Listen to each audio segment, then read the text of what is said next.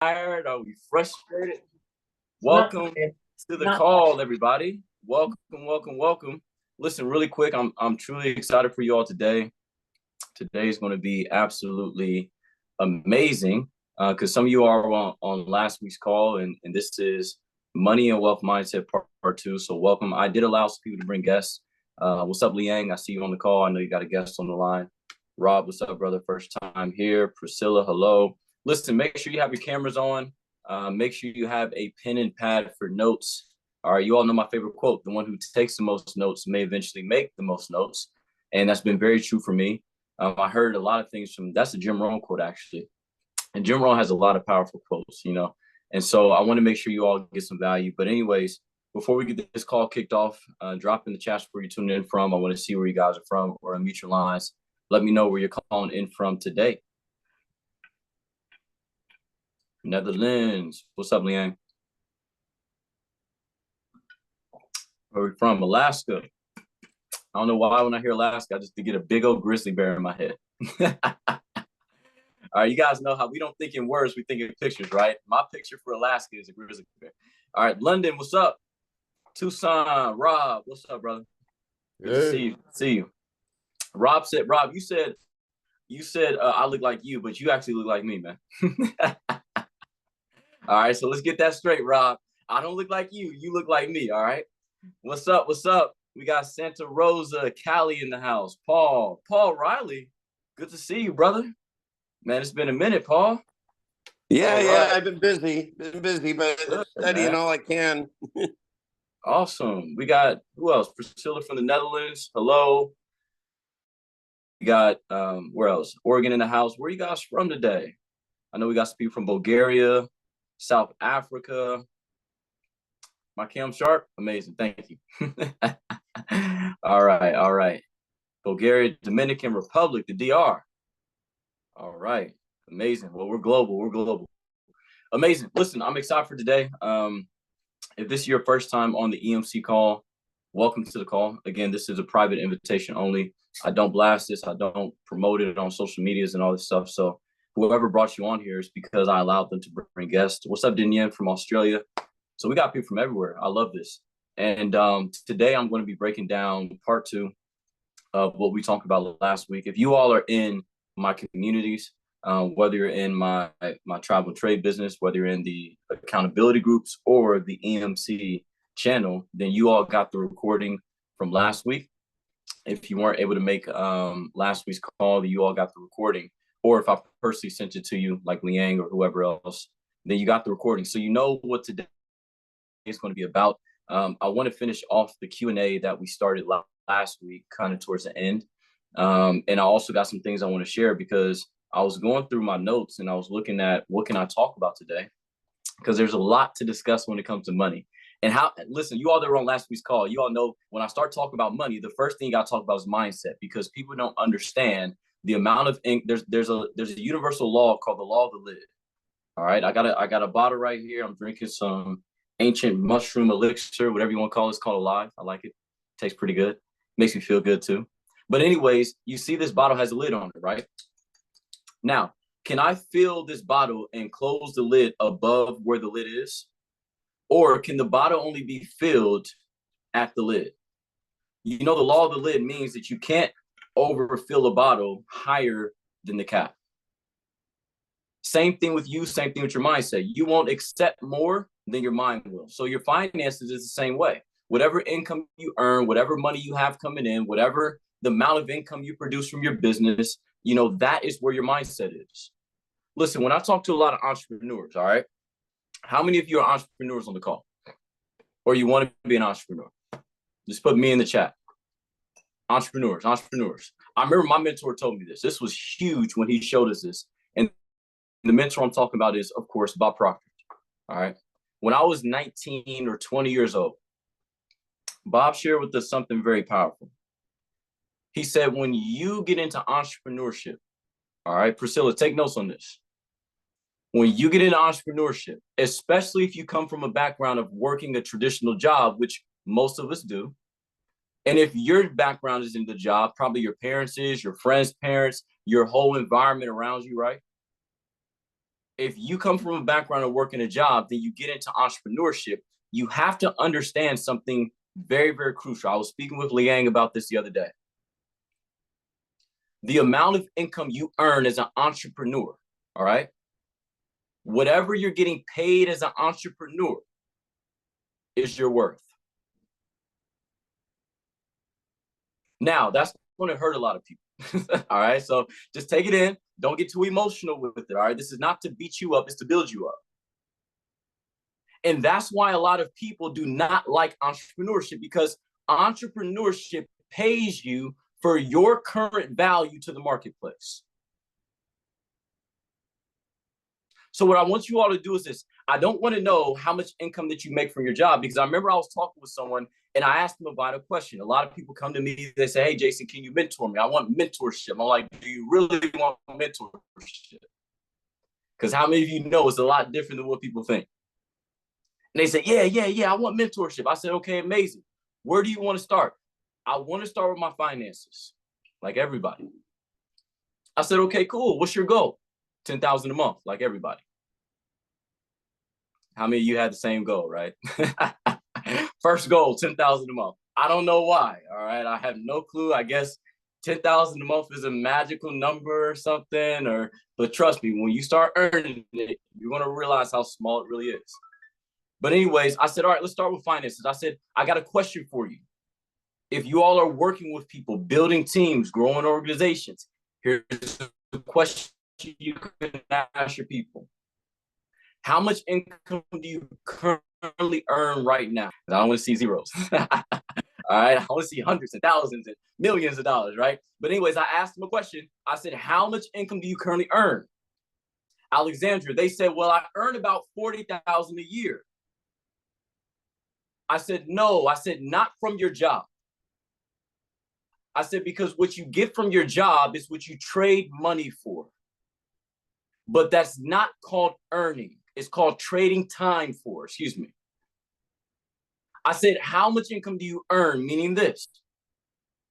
If you didn't have a job tomorrow, how much income would you bring in outside of it? That's the question I need you all to think about. And I told him, whatever number that is your current value to the marketplace. Now, here's the beautiful thing. I was listening to Warren Buffett. He said the bad thing about entrepreneurship is that it's the lowest paid industry in the world. Sales, entrepreneurship, marketing, wherever you got to go out there and produce, become effective, meaning you don't have a salary, meaning whatever you kill is what you eat. Make sense? Some of y'all be killing prospects. So let me reframe that a little bit, all right? Whatever you acquire is what you eat. That industry, do you know that it's the lowest paid industry in the world? But do you also know it's the highest paid? Do you also know that there's no lid? Do you also know that there's no cap? There's no salary cap. There's no, when you make this amount, the money stops in. Do you also know that entrepreneurship, sales, leadership produces more billionaires than any other industry? So I want to talk to those who want to become leaders. Just put L in the chat if you want to become a leader. And if you want to make some more money or earn some more money, excuse me. See Priscilla, Paul, Alexandra, Natasha, Austin, Johan. What's up, Johan? Welcome to the team, bro, from Bulgaria. All right, listen. I first heard of this book in 2015. All right, it's called The Science of Getting Rich. I got it right here. How many of you know about the science of getting rich? And then I'm going to read this and I'm going to take some questions. All right. Questions relating to the topic. Now, how many of you understand that there's a science? Okay. Now, how many of you don't understand there's a science? Just be honest with me. This is a real conversation. I want to make sure I clear up the smoke screen. Because when I was growing up, I'll be honest with you guys, I thought that getting rich was attained to luck. I thought getting rich was attained to the household you grew up in. I thought if you were going to be rich, you had to grow up on a certain street. How many of you know that, right? In certain areas, there's always that street you cross that looks a little bit greener. All right. There's always that neighborhood down the street that the kids always seem to have the updated toys. I remember growing up, we used to steal bikes. Kids in the north, they used to have go-karts. And that was the neighborhood. I said, okay, if I'm going to be wealthy, I should have been born in that neighborhood. 2015, I get in personal growth. I start reading, I start studying, I start being put on to people like Tony Robbins, Bob Proctor, Eric Thomas. All my mentors were being mentored by those guys. And they said, listen, Jason, if you want to become wealthy, it's not by chance or luck, it's by design. Okay? If you want to become wealthy, it's not, take notes on this. Right? Write notes, please. Don't just look at me. I look good. Trust me, my ego is good. I do not need help with my good looking ego. Rob, I'm telling you, bro, if you look like me, you're going to win, man, just because you look good. All right? There you go, Rob. So just thank the universe, thank God, whatever you want to say. But listen, take notes. Trust me. There's no chance or luck. But here's the thing. On the flip side, poverty needs no design. I was reading something last week called The Big Money. How many of you were on last week's call? Where it said, riches are shy and timid, they must be attracted. Poverty is bold and ruthless. It comes unannounced. If you're going to be poor, you don't need a plan. If you're going to be poor, you don't need a strategy. If you're going to be poor, you don't need to practice. You don't need to go out there. Listen, there's no, if you go to a bookstore, there's no self-help getting broke sections. Have you ever went to the bookstore, Liang, and looked for the section on how to lose? Have you ever saw the self-destruction, not self-help, but self-destruction, self-poverty, how to get broker, how to lose, how to be a negative Nancy, how to be a sour Steve, how to have more money at the end of the money? Have you ever found a book that taught you how to lose? You want to know why? Because it's already all around you. Why study something most people have? Are y'all awake right now? Did that little bit just wake you up? Just talk back to me in the chats. Is everybody awake now? I know y'all on different times. Australia, it's 3 a.m. Did I just wake you up? This is your hint of coffee. All right? It's making sense. So, Science of Getting Rich. I get introduced to Science of Getting Rich. The guy that introduced me to Bob Proctor, Darren Gibson, he said, listen, this is my favorite book. If you study this book, it will change your life. I remember when I first got this book, I was working at a place called FedEx. Now, this is my first job. Now, I told you all, I only had 2 jobs. They lasted for a month each. I was an amazing employee. All right? Horrible employee. I fired myself, honestly. But anyways, at one of the jobs, I would take my book inside and I would read it. And I remember reading this book, all right? If you got the Science of Getting Rich, this is chapter number 2. Now, and I remember reading this book and there was something repeated over and over and over again, over and over and over again. And when I'm reading something, whenever the author repeats something over and over and over again, like Think and Grow Rich, there's always think in the chapters. Think, think, think. So I know that is the most important part. Makes sense. This means yes. This means no. Y'all getting this? So I'm reading the Science to Getting Rich, Priscilla, and this is what it says. And I'm going to take some questions. Do y'all have questions ready for me? Yeah? You do? Okay, awesome. I'll take the questions in a second. I want you all to get this, though. It says there is a science to getting rich. All right? It says, all right, let me start off. I got too many pages open. All right, it says there's a science to getting rich, and it is an exact science like algebra or arithmetic. There are certain laws which govern the process of acquiring riches. Once these laws are learned and obeyed by any man, he will get rich with mathematic certainty. Listen, when I was growing up, I used to think that I got sick by luck. I used to think that we were broke by luck. But when I started to study this book, you know, not just the finances, everything in my life changed. I was talking with someone the other day about health, and I said, you know what's funny? I said, when I got into personal growth, especially when I started to read this book, Power of Awareness, I said, I started to realize that now I only get sick when I want to. Because when you're working with the laws are exact. Listen, how many of you understand that you don't have to believe in the laws for the laws to work? You guys get this? Do you understand what I mean by the universal laws? Okay, here's an example of why at this point, this is what I want you all to do: suspend your belief. Because whatever you believe about riches at this point does not matter. Maybe you grew up in a household where you believe no one can get rich, doesn't matter. There's a certain place and time for your belief. Right now is not it. When you're working with the laws, your belief has no sway of the laws.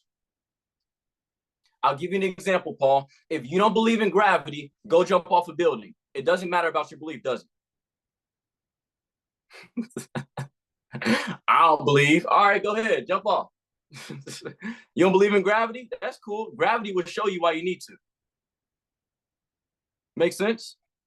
So, same thing with the universal laws of wealth.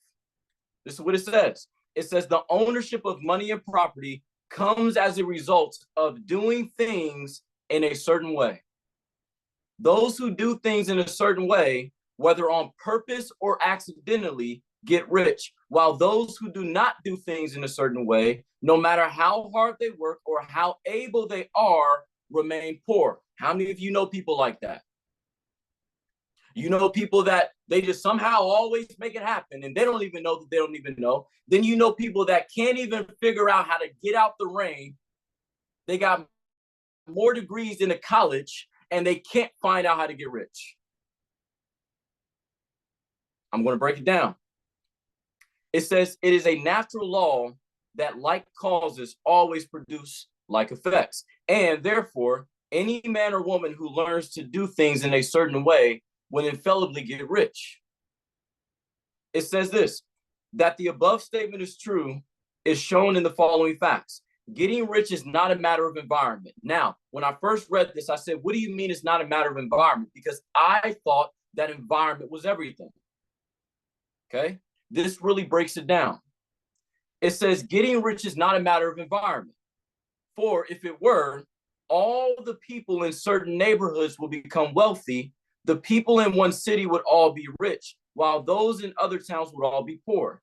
Or the inhabitants of one state would roll into wealth, while those of adjoining state would be in poverty. But everywhere we see rich and poor living side by side. Make sense? You all been to a gas station, you see a Toyota, and then all of a sudden you see a Lamborghini pull up. Well, I don't know if you've ever been to that type of gas station. I have, but you get what I'm saying. You go to a restaurant, there's broke people at the restaurant, there's rich people at the restaurant. So this is what it means. It says when two men are in the same locality and in the same business, and one, this is huge. Listen, some of you right now are in sales. And you're in businesses where you have the same compensation plan as the top earner.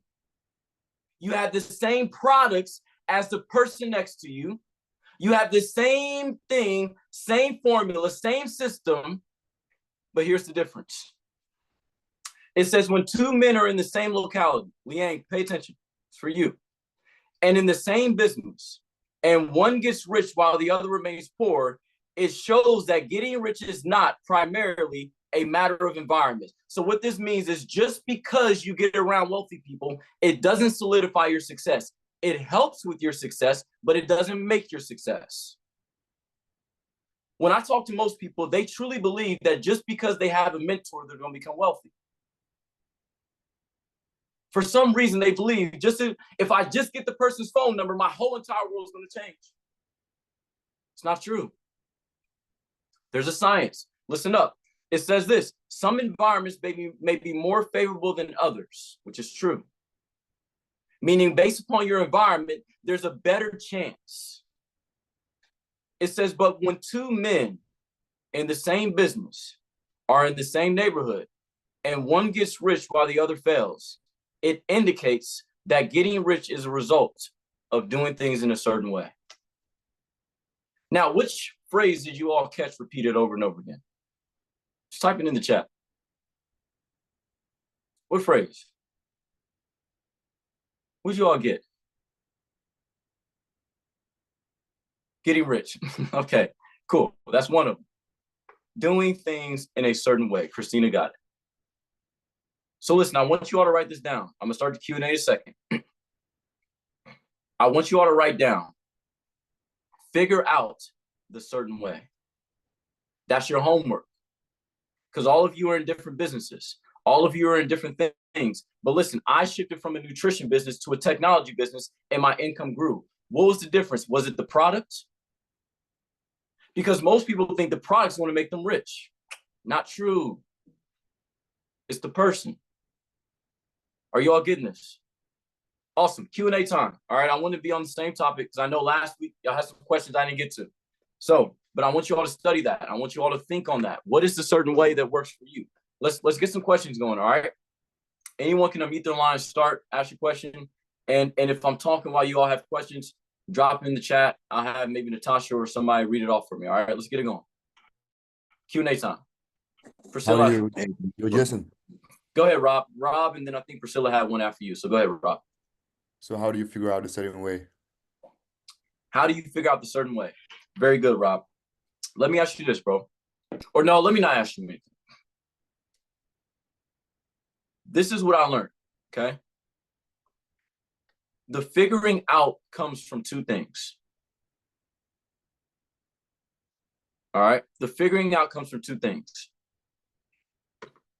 It comes from first, repetition and application. Well, first you start with application. Then repetition. All right?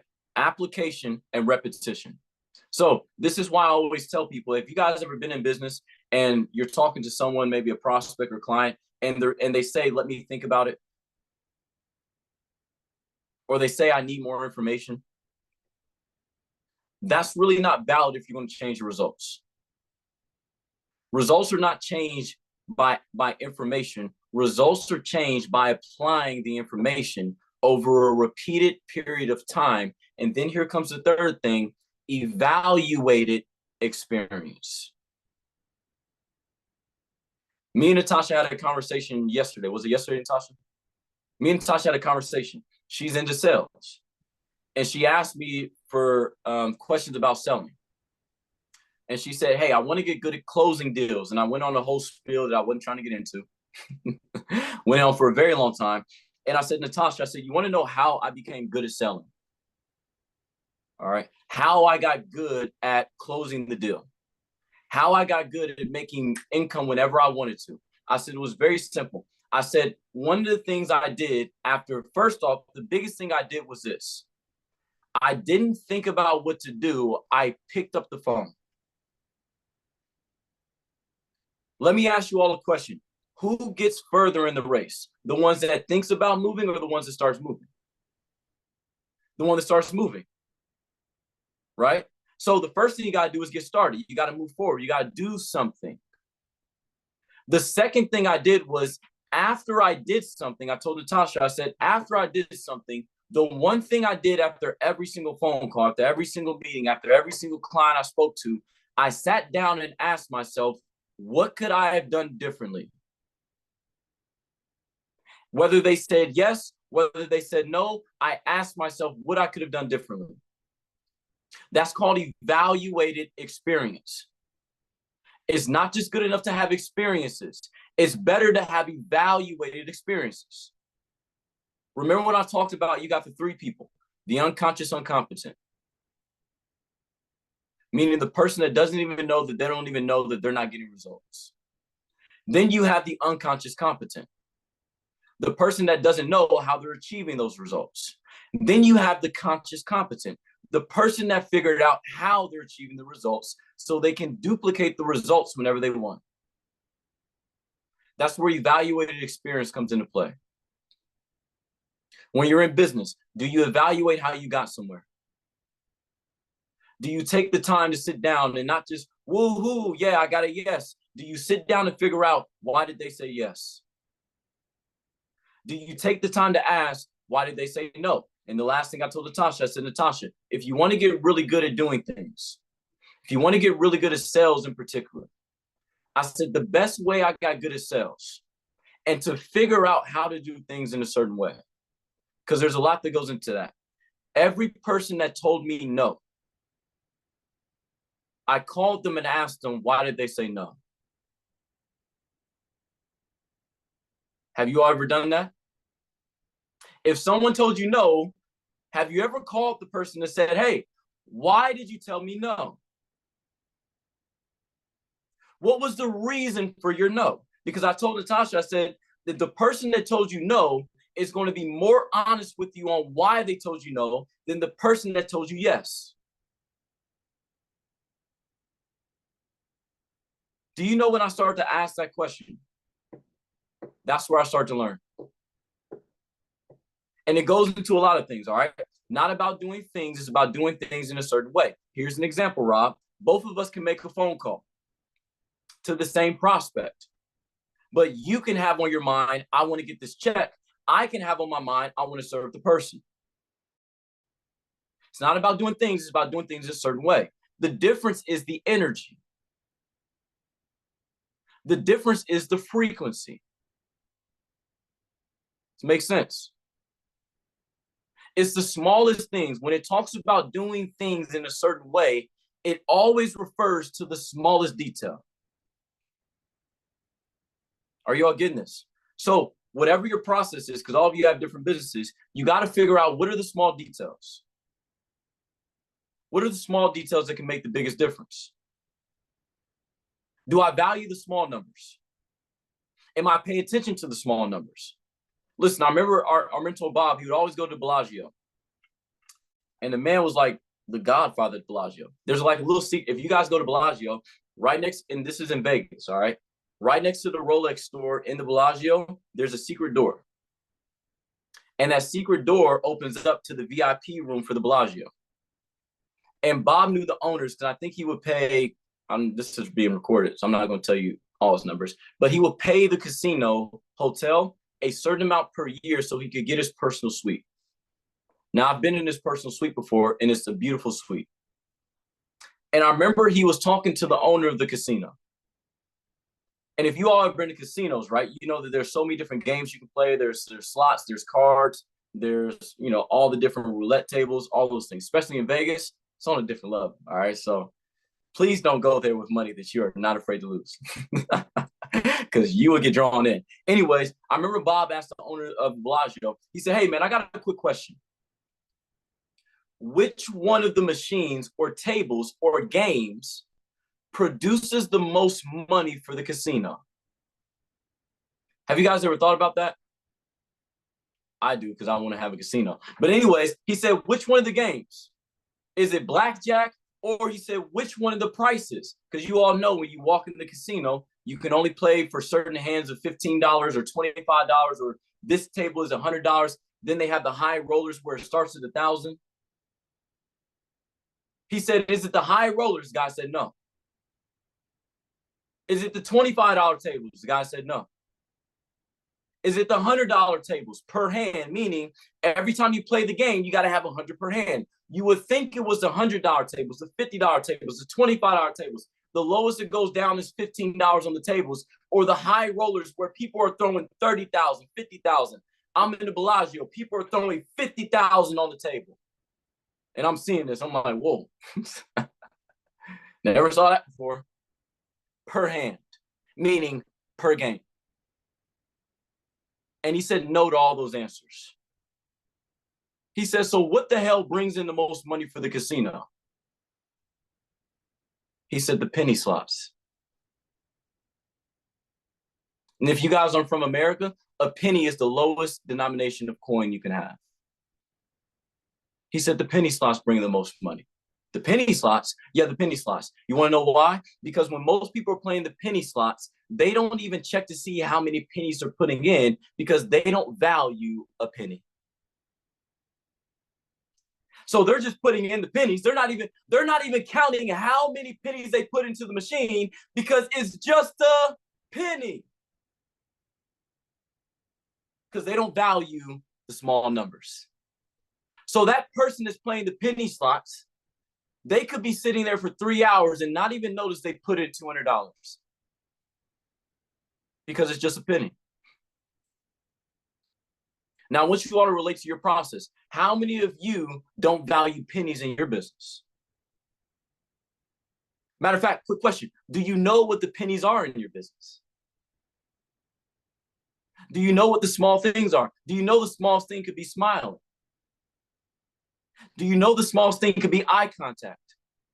Do you know the smallest thing could be when you're listening to somebody and sharing their story, do you say, wow, interaction in the story? Do you know the smallest thing could be you? You're the business builder. This is your prospect. You talk more in the beginning. Do you know the smallest thing could be saying, hey, you tell me your story in the beginning?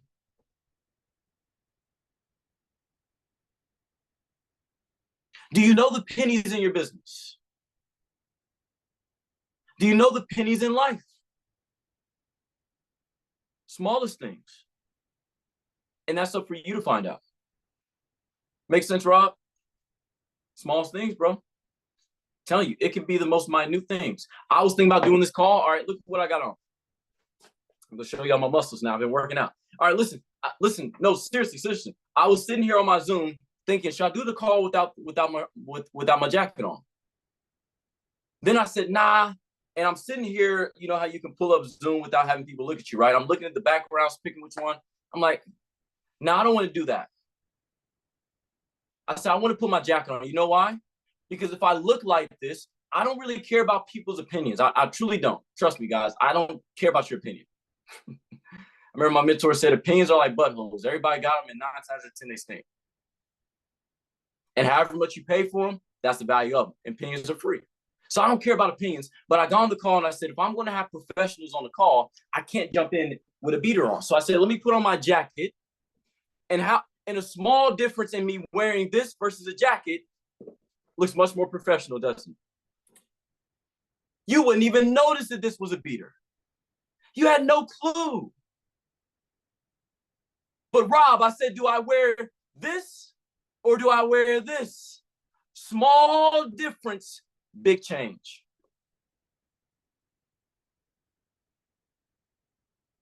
And you know why I can't tell you the smallest things? Because that's for you to learn how to think.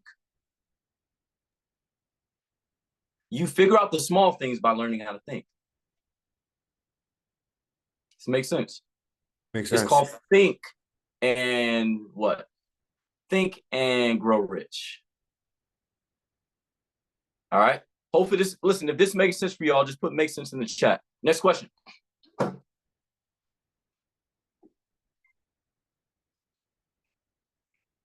Next question. Priscilla, did you have one? I think you raised your hand. You can unmute your line. Hi. Hello. Hello. I would like to know the author of the book.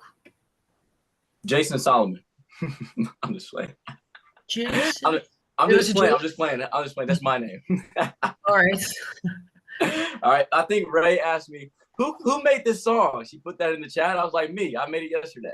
All right. Anyways, the author for the book, on a serious note, is Wallace D. Wattles. Wallace D. Wallace? Wallace D. Wattles. Wattles. Thank you. My pleasure. I just sold you a book, so make sure I get my commission.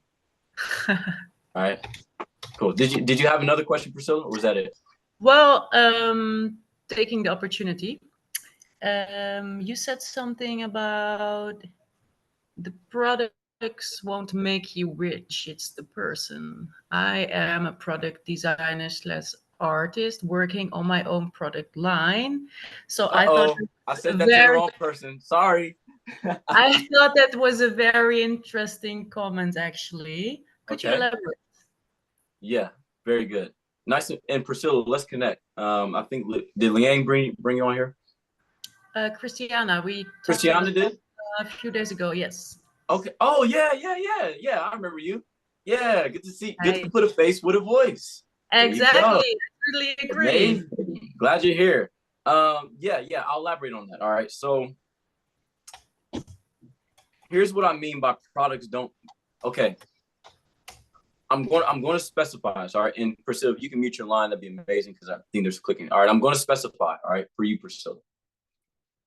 And I can't just say, and I have to watch what I share, because let me just reframe it. Most products don't make you rich. All right, most. And this is the reason why.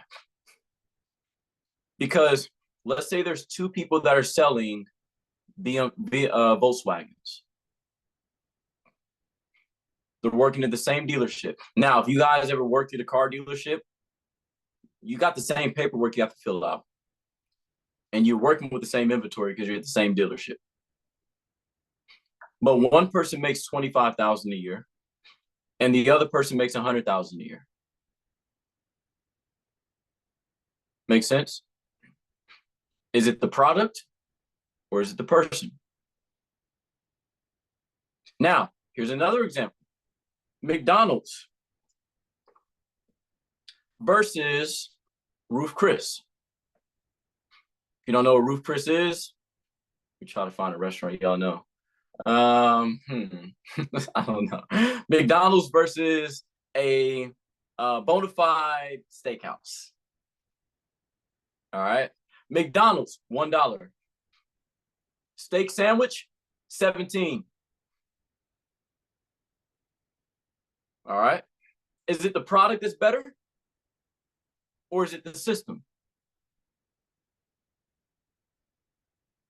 See what I mean by products don't make you rich? People and systems get you rich. Because there's a lot of bad products that somehow produce billions of dollars. And there's a lot of good products that can't produce a dollar. So what's the difference? Is it the product? Is it the quality? Is it this or that? No, because you got to remember, people don't buy quality. You know what they buy? They buy accessibility. And also, they buy what's referred. Accessibility, I'll add one in there, promoted and referred. Why do they eat McDonald's? Because it's quick, it's accessible. Why do they buy bad food? Because it's promoted everywhere. Why do we buy some of the things we buy? Because your friend says to go get it. They buy what's accessible, promoted, and referred. Make sense? That's why people buy. You have to know why people buy. So necessary. Now, I'm not saying, this is what I'm not saying. I'm not saying sell a shitty product, everybody. Excuse my French. All right. Did they say shitty in France? I don't know. But anyways, excuse my French. I'm not saying sell something that's bad for people. All right. Because just because you can make money doesn't mean it's always good. That's one of my biggest things. One of the things I want to own is a liquor store and a winery. But my biggest challenge with owning them is that the liquor stores that make the most money are in the hood. So my biggest challenge is, do I want to own a liquor store and, you know, not be as wealthy by putting it in a nicer area where people buy, not because they're just trying to run from the problems, but people actually buy because of the ambiance and the quality of the liquor? Or do I just want to make a bunch of money and put a liquor store in the hood and kill more people? See what I'm saying?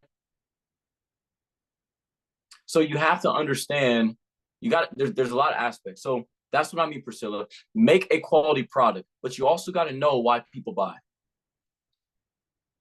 So if you all are product producers, there's one thing you need to study more than anything. You have to study people. You have to study what makes a person double tap their phone or pull out their credit card or type in their card information or give you their Apple Pay. What makes a person do that? What makes a person do it? Quality can definitely be one of them. All right. Quality sticks out in certain areas as well, more than others. If you're trying to find a mentor, you want a mentor that's very quality, right? But you also will have a mentor that other people respect as well. Maybe someone referred it to you.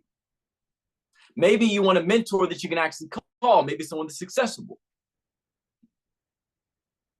Make sense? So you got to understand that that's a very deep question. There's a lot that goes into it, but that's why products don't always just make the move. That's why products are not always the thing. It's about the accessibility. It's about what's being promoted. Because let me ask you this. How does someone know to buy from you if they don't know you?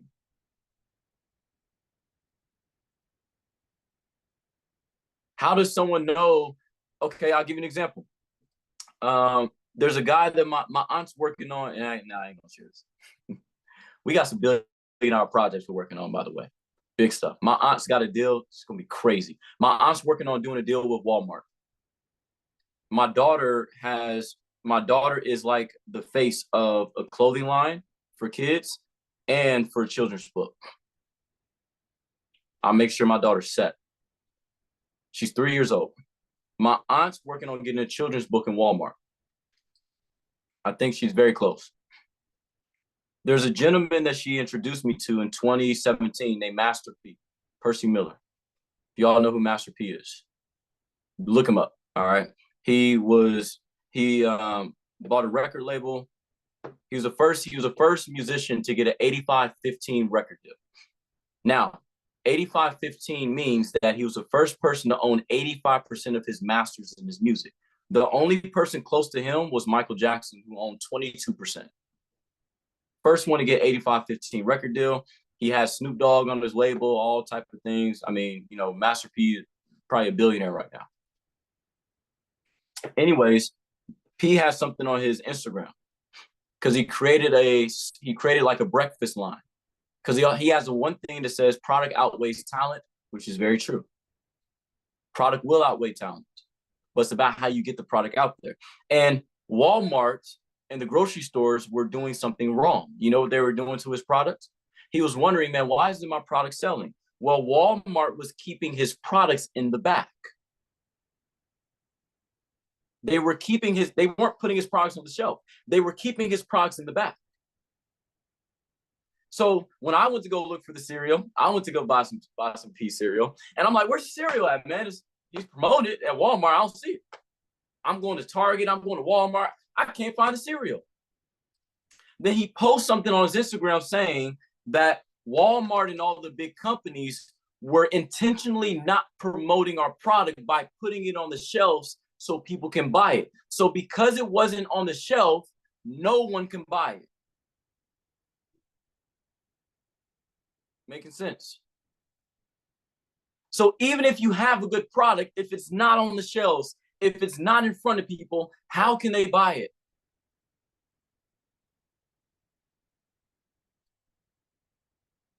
Are you all getting this? So Priscilla, hopefully that makes sense for you, right? This is not saying that good products, they need to be here. We have to have good products, but that's not the reason why people buy. So if you want to be a good product and have good buyers, then you got to study human psychology. You got to study what makes people say yes and what makes people say no. Does that make sense for everybody? Awareness, yeah. Now, if you're not into that type of business, it probably will just go one ear and out the other. But 10 years from now, when you try to start your own company, Jason's going to pop in your head. All right, this conversation is going to pop from your subconscious to your conscious mind. Cool. Next question.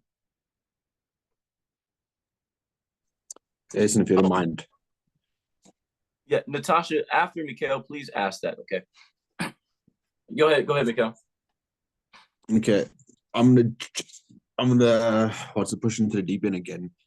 It's to do with the be do have model. I understand it's a process wherever you want to get somewhere or actually achieve your goal is to do the things, and obviously then you'll have it.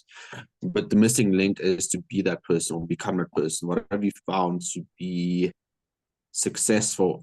You have to be successful in your, what I said, in your time that you found to change its self. What's its the actual the actual self-image. Because I know if you start to, let's say, eat healthy and you start to exercise, after some time you have this resistance, what's more like the pendulum swing that pulls you back, unless you change its self-image from having to transition. What have you found to help you to transition that, the being part, not necessarily the doing? First, gaining understanding. The first thing you got to get is understanding. Okay, so Mikhail, you talked about how when you're moving forward, you're going to get a feeling that's trying to pull you back. The biggest thing you have to understand is what that feeling means. Okay, you got to understand what resistance is. Now, even before you understand what resistance is, I need you all to understand if you're trying to change, you are going to encounter resistance. Write that down. If I'm going to change, I will encounter resistance. Okay? Also, understand this. Jim Rohn had a beautiful quote. He said, gravity is not selective either. So when you're going to change, you're going to experience some resistance. And actually, by a universal law, you're supposed to. Do you all know the higher up you go, okay, you got the Earth's crust, whatever they call that thing at the top of the Earth. All right. The thing you got to break through. And then once you break through that, you're in outer space, right? That the Earth's crust, whatever it is, the closer you go to the Earth's crust, the more gravity pushes on you. The more, and the question is this, there's two minds that will go into effect when you start to go higher and gravity starts to push on you. This is the first person's mind. Why is this so hard for me? Why is the universe testing me? Why do I feel this way? The untrained, the unaware mind. Those are the questions that you'll ask if you don't understand why gravity is working on you. This is the mind that understands why the higher you go, the more gravity works on you. I understand that I'm getting closer to penetrating the atmosphere, AKA a breakthrough, AKA a change. So I know the higher I go by universal law, the more gravity has to work on me because first off, I can't be emotional with the laws. Remember, the laws don't care about your emotions. They don't care about your belief and all. I can't be emotional with the laws. What's the universal law of gravity? Meaning anything close, it means anything up there is going to be pulled closer to the earth. The denser the object is, the more it's going to work on bringing it closer to the center of the earth. So that is gravity's role and gravity's responsibility. You all have what's called a subconscious mind. A subconscious mind is where your habits live, where your form of gravity lives, to pull you closer back to where you're programmed. And whatever your program comes from, whatever you repeatedly do, say, eat, and whoever you're repeatedly around, whatever you repeatedly listen to. So your center of earth is called your subconscious mind. And the responsibility of the subconscious, because remember this is huge. Whatever you consider is safe and secure is where your subconscious mind is programmed. That's your definition of safety and security, is wherever you're programmed. So your subconscious mind's role and responsibility is to keep you safe and keep you secure. But what does the subconscious mind know? The only thing that's in my subconscious mind is what I consider to be safety and security. Are you all getting this? That's why more people went, okay, this is going to get deep. All right. Y'all know some women that always go from abused boyfriend to abusive boyfriend.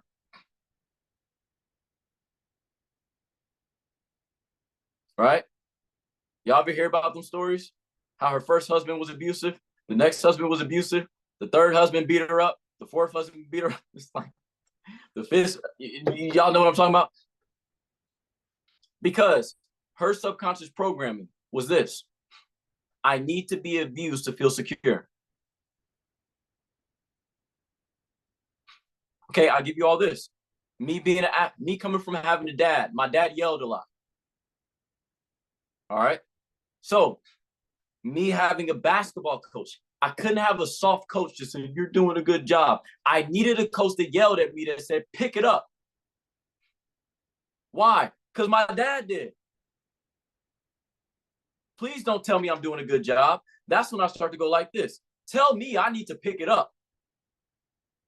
Because then I'll pick it up. Why? Because that's where my programming was. My subconscious mind said, I'm safe and secure being yelled at. So I don't feel security around a specific coach or a trainer if they're not yelling. Getting this? So, Mikhail, you got to understand where your subconscious mind is programmed. And you have to know the subconscious mind believes that is called Mikhail's secure place. So it doesn't want you to move from your secure place. Why would it move from security? It's safe. Do you all know the reason why your brain creates habits is so the brain doesn't have to use more energy? That's why people don't think. Yeah, listen, we always say, man, this person don't think. You guys think it's a cute saying. When I say someone doesn't think, I know why they don't think, because it takes a lot of energy to actually think. That's why, okay, who calls me after these calls? My guy, Scott. Scott always calls me because I have a mentorship session with him at 3 p.m. Eastern time after this call every Saturday. I'm on the calls yelling and screaming and ah! As soon as I get off the call, Scott says, what's up, Jay? I'm like, what's up, bro? I'm tired.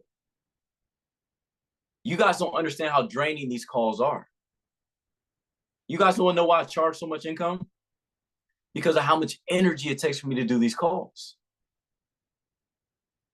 Y'all think it's just a price. No, I charge people because of the amount of energy and thinking I have to do to be able to do this call in the first place. Why? Because I have to think on these calls for 2 hours straight. No interruptions, constant thinking, constant energy, constant firing. So when I get off the call, I am literally physically tired. Now, I don't want sympathy. Please don't, oh, Jason. No, I don't care about that. This is what I asked for. My goal is to become a billionaire and impact a billion lives. Got to go through something. But then again, I need you all to understand why. Because thinking is the hardest thing you ever have to do because it takes the most energy. Your brain uses more energy. So what the brain does, so it doesn't have to use more energy, it creates these things called habits.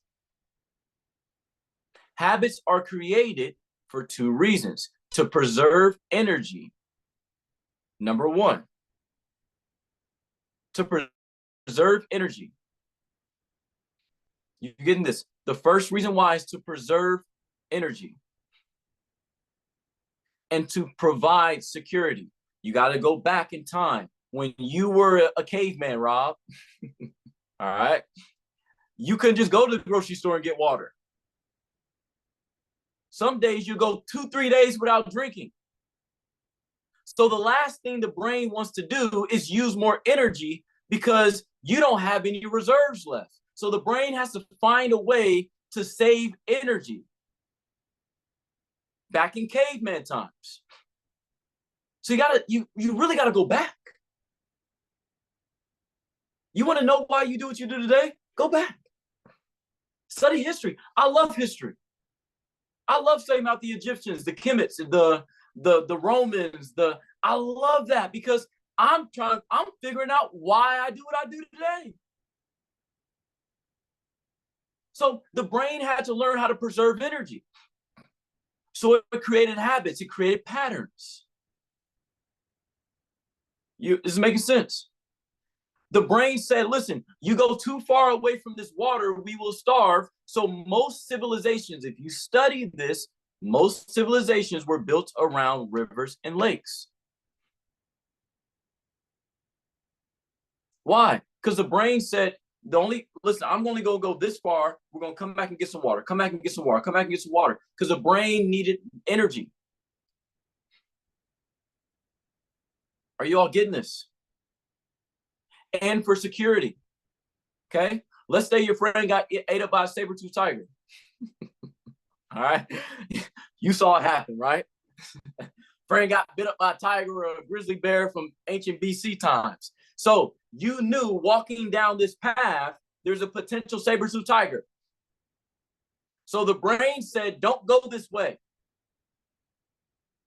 It created what's called memory storage because it remembered certain events. So it said, this way means danger. Don't go this way. It's dangerous. Remember what happened? And an image pops in your mind of your friend getting bit by a saber-tooth tiger, so you avoid going that way. So it keeps you where you are for safety. But how many of y'all gonna get bit up by a saber-tooth tiger right now? Probably not. How many of y'all need to live by water to get water? Probably don't. You probably can go to the grocery store and get water. So just because you have that habit that kept you for security back then doesn't mean it's necessarily valuable right now. Because what? Times have changed. It's just like jobs. Some of you all think you have a secure job just because your parents had one back in 1925 years ago.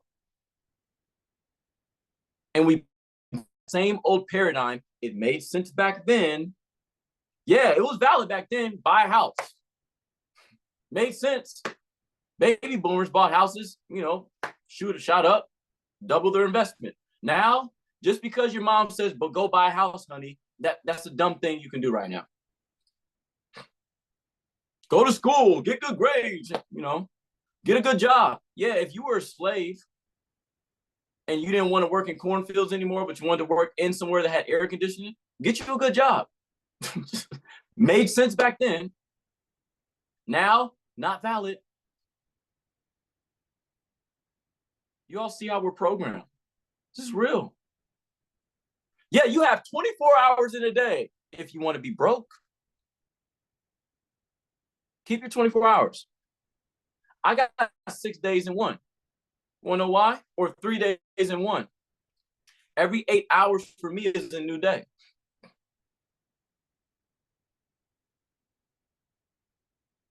Y'all didn't get that.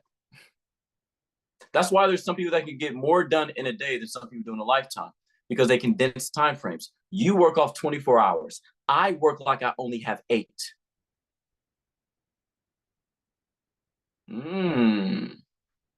Big difference. You say, in January, this is where I want to be by December. How many of y'all said January to December goals? And how many of y'all actually make them? You know what I do? My year ends in November. My year doesn't end in December. My year ends in November. And I don't set year goals. I set weekly, daily, and monthly goals. Why? Because there's too much space. You got too much time to procrastinate when you set a yearly goal. You give yourself too much time for your paradigm to work. What is a paradigm? A place where all your habits live. What are your habits built for? To keep you where you are. You want to change the paradigm? Urgency, quick action. So you don't have to think about it. You just move. Give your brain time to think. It's going to think about keeping you right where you are. That's why, okay, people that are in sales. If you're in sales, are you all paying attention to this?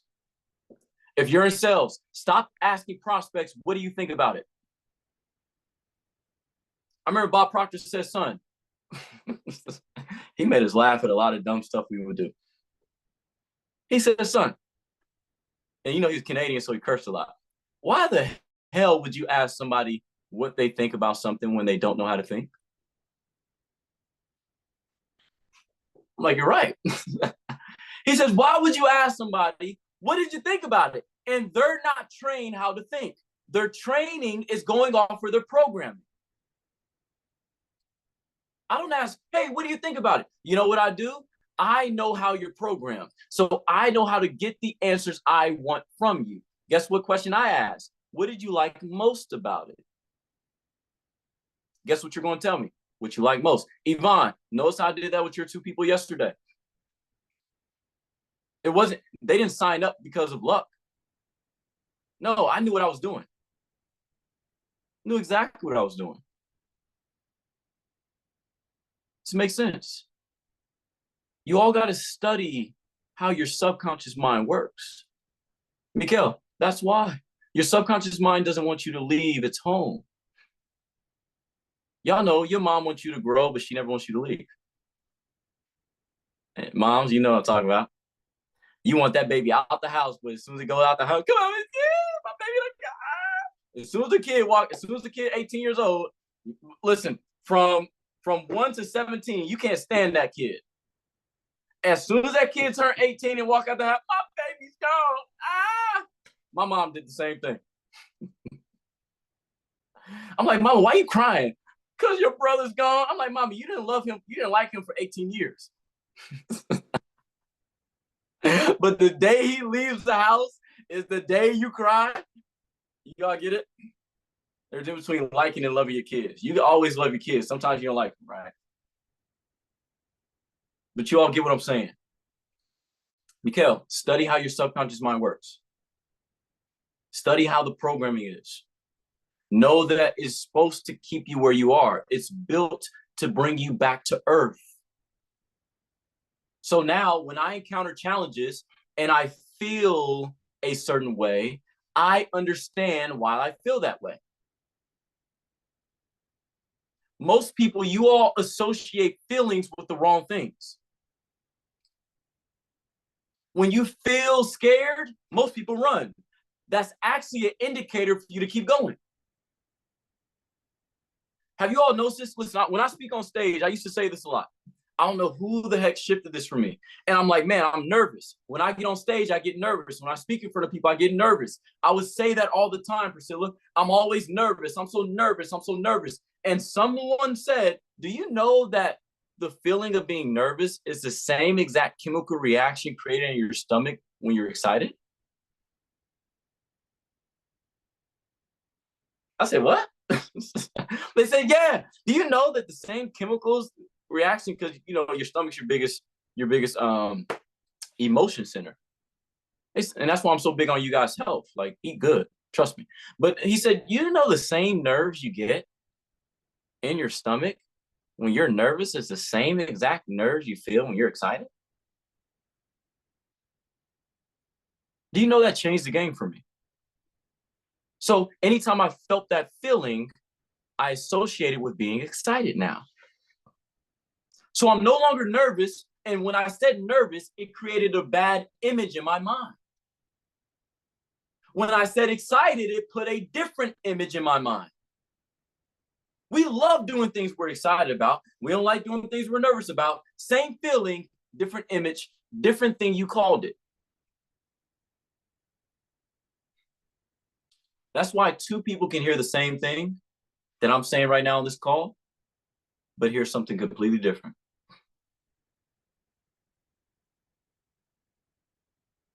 I can say the same thing on this call to all of y'all, which you're hearing the same thing, but you all have different images in your own mind. Priscilla's using this for product development. Natasha's using this for team building. This person uses it for this. Rob's using this for sales. What you see what I'm saying? It's all about your image. So you got to understand how the subconscious mind is programmed, Mikhail. It's built for security, to keep you where you are, to preserve energy. Now, are those old ancient things valid today? Is the question you got to ask. Is the reason why I'm staying safe valid today? Does it make sense today? Or did it make sense back then, but because things have changed, I have to change that. So now what you do is, now I understand the higher I go, the more gravity works on me. So the higher I go, I'm no longer questioning, man, why is gravity messing with me? I'm saying I understand what gravity is doing. It's supposed to. So I keep going because I understand what the pressure actually means. I understand what the resistance means. I understand that it's not supposed to be easy because gravity has a job to do.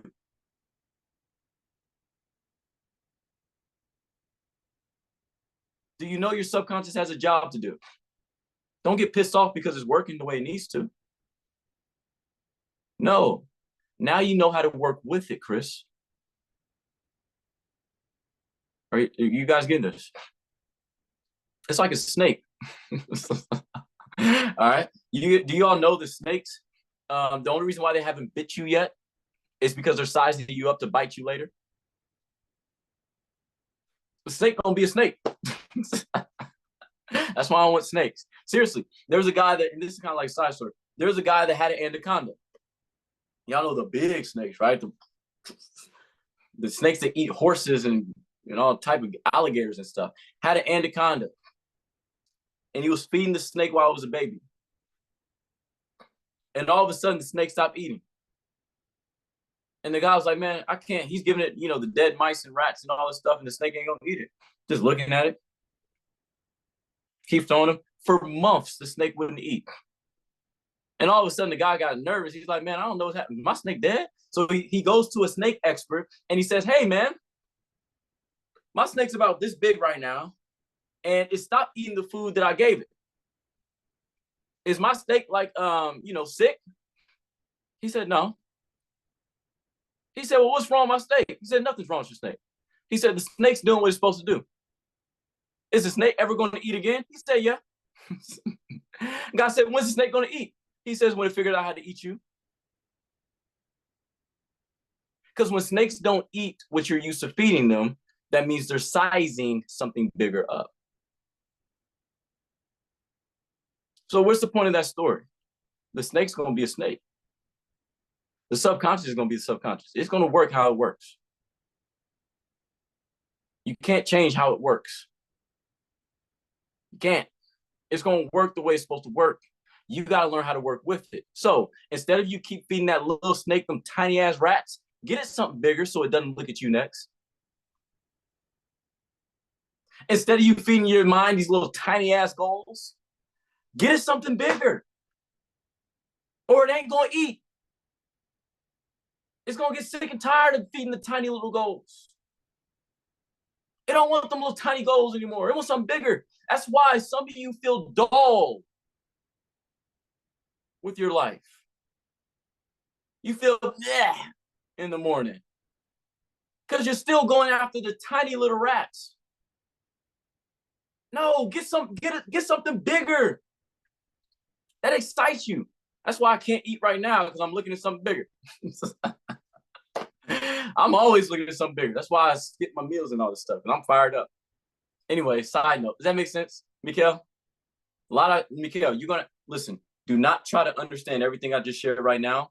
Those of you that are in the EMC or the communities I have, or if you're in the businesses, when I post this recording, re-watch this part 100 times. If you know how the subconscious mind works, through repetition. You can listen to it one time and say, I got it. Listen, I'm going to give you all the real deal. Once you get off this call, you are going to forget 95% of what I said. You will. You'll remember how it made you feel, but you'll forget everything I said. So if you want to retain the information, you need repetition. Repetition. Repeat. The action of repeating. The action of repeating. That's what repetition means. The action of repeating. You don't suck. You're just not well rehearsed. You're not bad. You're just not repeated enough. Are you getting this? Rob, when I understood this, it changed the game. I thought I sucked in business. You know the difference? I just wasn't well rehearsed. I thought I was horrible at selling until I realized I just didn't do it long enough. Repetition. I'll take maybe 2 or 3 more questions. Then I'm going to go. Who else? Natasha, go ahead. Natasha, and then who else has something in the chat? Paul has been raising his hand, so I'll let him. Paul, I just see your forehead and that little hand stick up. I need. I didn't know if it was your hand or if it was, just scratching your head, Paul. But okay, Paul. After Natasha, I got you, brother. Go ahead, Natasha. Remind me, please. No, I was just wanting to see if you can further elaborate on the no risk, low risk, and high risk, because in the strategy of wanting to exit the 9 to 5 rat race, you were kind of talking about just how to get in that mind frame and prepare in that way, but you also provided some wisdom regarding that. So if you could further Hey, yeah, elaborate. this is what I talked to you about yesterday, right, or the day before. The day before. No. Okay, let me dig back into my subconscious mind, figure out what I shared. No risk, low risk. Oh, yeah. Okay. Got it. Got you. All right. You guys know how you got to talk to yourself sometimes to figure out. Yeah, that's me. All right, cool. I think I got it. All right, so when I talked to Natasha, we had a very long conversation. And a lot of people's goal on this line is to probably quit your job and to move on to something bigger and better, right? You want to become entrepreneurs. And I told Natasha, okay,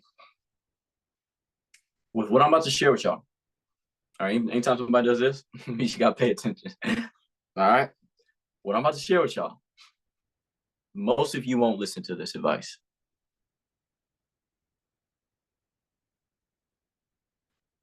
Just being honest.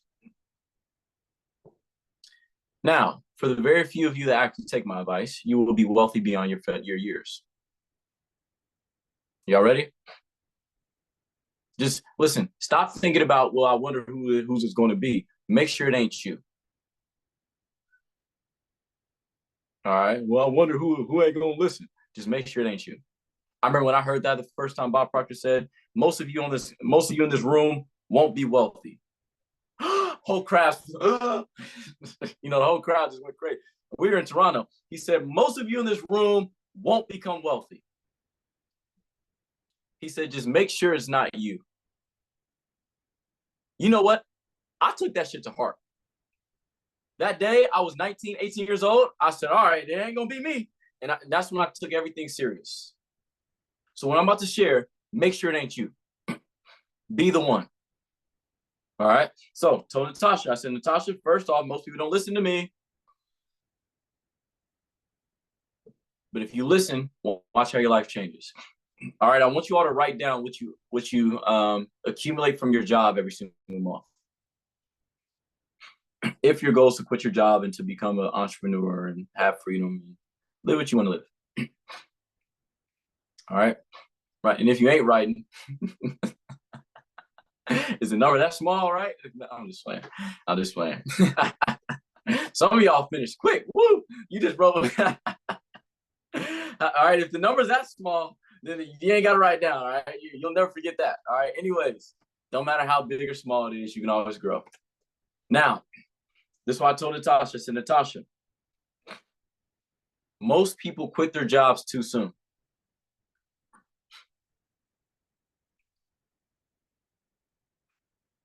Let's say you're earning $2,000 a month. There's a rule called 1.7. All right. There's a rule called the 1.7 rule. You don't quit your job until you're earning 1.7 times as much as an entrepreneur as you are on your job. So if you're earning $3,000 a month, how much is 1.7? $5,000 a month. So in total, you should have $8,000 a month coming in. 3 from your job, 5 from your business. Now, why am I saying don't quit your job too soon? Why am I saying, man, listen, if I'm earning $3,000 a month in my job, I gotta wait until I'm earning $5,000 a month on my business to quit my job? You don't have to. You don't have to listen. But here's why you should. First off, most people that make a little bit of money from a side hustle, you know what they do? They have this thing called beginner's luck. Now, I don't really believe in luck, but they have this thing called beginner's frequency, meaning that they don't know they can lose yet. It's like gambling. You guys ever gambled for the first time and you won everything? Then you went back the next day and you couldn't win nothing, right? It's because when you first started gambling, you didn't even know the rules. So you didn't even know how to lose. You guys know the games you play where you're so-and-so's like, man, you winning. You're like, I am? You don't even know how to lose. This recording, I should sell this for $10,000 freaking dollars, nothing less. I promise you. Whoever sent this recording, I promise this should be 10,000. What I'm about to share with you all, oh my God, it's about to be so big. I promise you I'm gonna sell this to somebody for 10,000. So you better value it if you ever get this. Listen to what I'm about to tell you all. The reason why you lose is because you learn. When you first start doing something, because you don't know how to lose, you don't. Are y'all getting this? It's called a new beginner's frequency. But the longer you stick around something, you start hearing more stories. You probably run across more losers.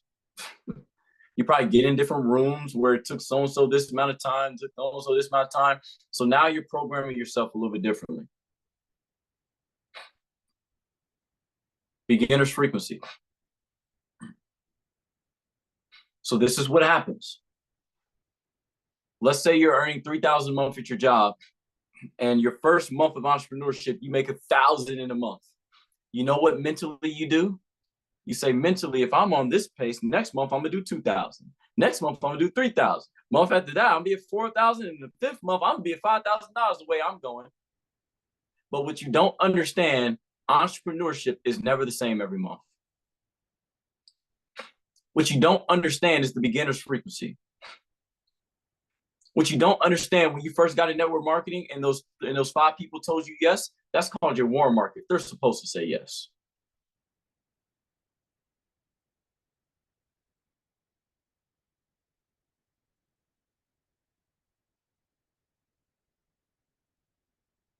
Makes sense?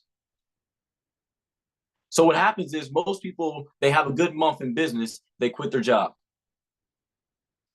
But this is the thing they haven't built. They haven't built a habit yet, or habitual patterns. I told Natasha, I said a habit is something you do for 30 days and you still got to think about it. Habitually means you do it for longer than 90 days and you no longer have to think about doing it. You just automatically do it.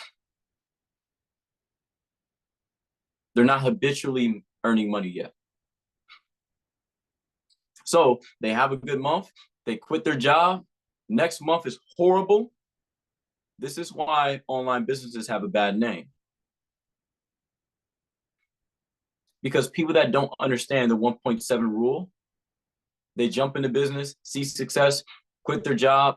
Next month, the business doesn't go the way they go. They got to still pay the monthly fee. Now the business doesn't work. Now network marketing is a scam. Now all this blah, blah, blah, blah, blah, blah, blah. Trading is bullshit. Blah, blah, blah.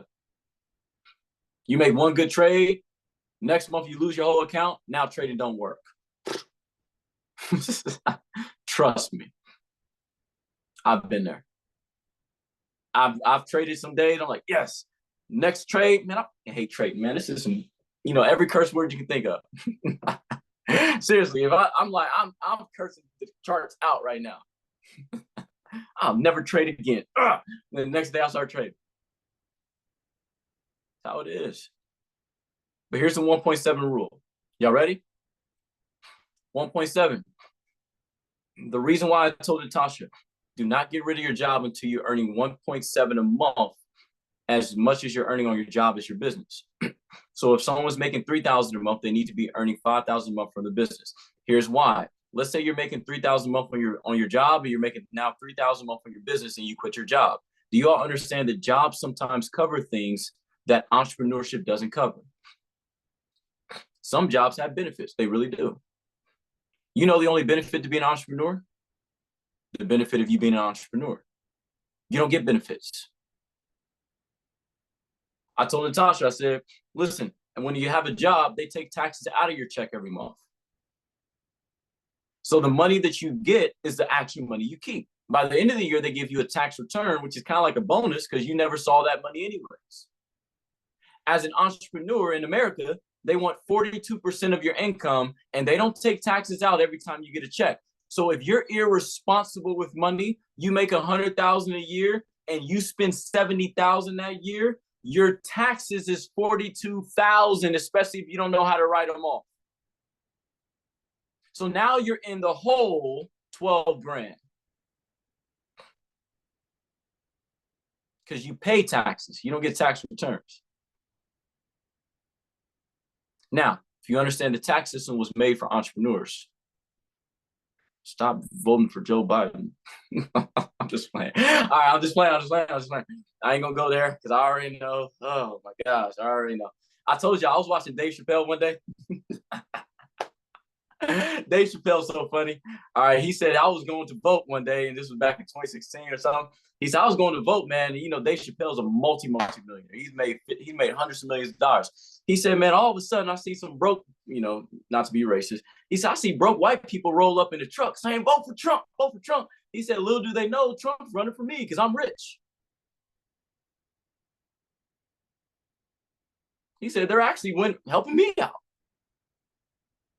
So I'm not going to go into that. But as an entrepreneur, the tax code was made for you. I got a mentor who's a billionaire that pays $20,000 a year in taxes. Hint, hint. All right. Anyways, you're making $3,000 a month. You quit your job, earning $3,000 a month as an entrepreneur. Now you got, let's say they were taking care of your health insurance and all this other stuff. Now you're not earning $3,000 a month. Now you're actually coming out of a pocket additional $1,000 a month. Now you're behind even more. So now you're not building your business out of joy. You're building your business out of desperation. So now when you pick up the phone, your prospects feel a different energy. And it's 10 times harder because you need to sell to pay your cell phone bill, not to sell to serve the person like you actually needed when you didn't need the money.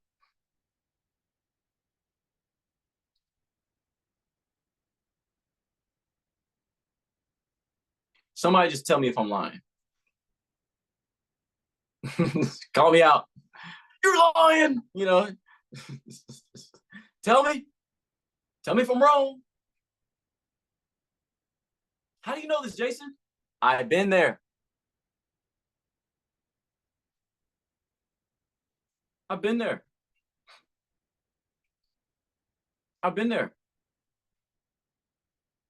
So what should you do? 1.7 rule. I need you all to do the math. I told you all this is going to be a structural call. Look, whatever you're earning every single month, let's say you're earning $1,500 a month from your job, times that by 1.7. That means you need to be earning $2,550 to quit your job outside of your job. Consistently. And here's the second rule to that. 6 months in a row. You don't make $2,500 one month, so I'm gonna quit my job. Nope, you have zero paradigm built up for entrepreneurship. Remember, habit versus habitual are two different things. You want something to be habitual, meaning you do it without thinking about it, do it for 90 to 180 days. If you can maintain that income for 6 months, I'm confident in saying, fire your boss. I'm telling you all, some people really hate this advice from me. Seriously. Because they're like, I want to quit my job right now. I'm like, no, don't do it. Don't do it. I want to quit. You're not helping me. I'm like, I'm trying to tell you, don't quit your job. I thought you're my mentor. You're supposed to do that. I'm telling you, don't quit your job. Because then I'm going to get a phone call. Hey, yeah, I know you don't do this, but, and you know, when people say, I know you don't do this, because I don't give out money. Sorry. Don't do it. I don't give out money. Why? Because if I give you money, you're going to tell so-and-so that so-and-so is going to ask me for money that I already told no to. You want to be a billionaire? Don't give out money. Give out advice. Trust me. I'm going to donate money. I ain't going to give you money. I'm going to get a phone call or I'm going to get a text. But here's how the text messages go. Can you talk? I'm gonna get a text. Yo, Rob, listen. I'm gonna get one of them, right? Yo, Josh, listen up. You know what I'm talking about, right? Shaheen, you know what I'm talking about. Yo, I'm gonna get a text message. I'm gonna get a text message like this, gonna go just like this. Can you talk? Or it's gonna be like, are you free? And I know what it means. It means you quit your job too soon. Now you can't pay your bills and you want me to bail you out. The answer is no, I'll never give you money. I'm gonna give you ideas though. My ideas are gonna be worth way more than money. Trust me. But here's the first idea. Don't quit your job too soon. All of you. Come and get a little bit closer, Zoom. Don't quit your job. I know this is funny. I know I'm being, joking right now. But listen, Zoom, back up. All right. How do I back this thing up? I got one of them cameras that follows you around, So I don't know how to back it up. Anyways, here's the next part. Let me turn this off. All right. Here's the next part. How do I do this? Oh, here we go. Cool. All right. Next part to this. 1.7. I need you all to time that up. 1.7. Then I need you to be earning that 6 months in a row. 6 months in a row, you need to earn 1.7, the amount you earn at your job. 6 months in a row. That's going to give you belief. It's going to give you certainty. It's going to give you security. Then I need you to think about what I talked about with Natasha. Natasha, remind me of what I shared with you. My head just went left a little bit. Let me read it off. She said, the no risk, low risk, high risk. All right. There's 3 types of investments. There's no risk investments. There's low risk investments. Then there's high risk investments. Let's start with the no risk investments. Those 3 types of investments. Before that, there's 4 ways of bringing in money, or there's 4 steps you need to understand about money. Right now, most of you all are in the step of trading time for money. Step number 1, most people are in trade time for money. The next step you have to learn how to get into is how to earn money. The earning money comes from your side hustle, your online business, Yvonne, whatever you're doing on the side, your trading skills, your investments, whatever you're doing, you got to learn how to earn money. Earning money, and I'm telling you all, the law of compensation, the amount of money you earn is based upon, number 1, the need for what you do, number 2, your ability to do it, and number 3, the difficulty there is in replacing you. The only 2 you have to work on is your ability to do it and the difficulty it is to replace you.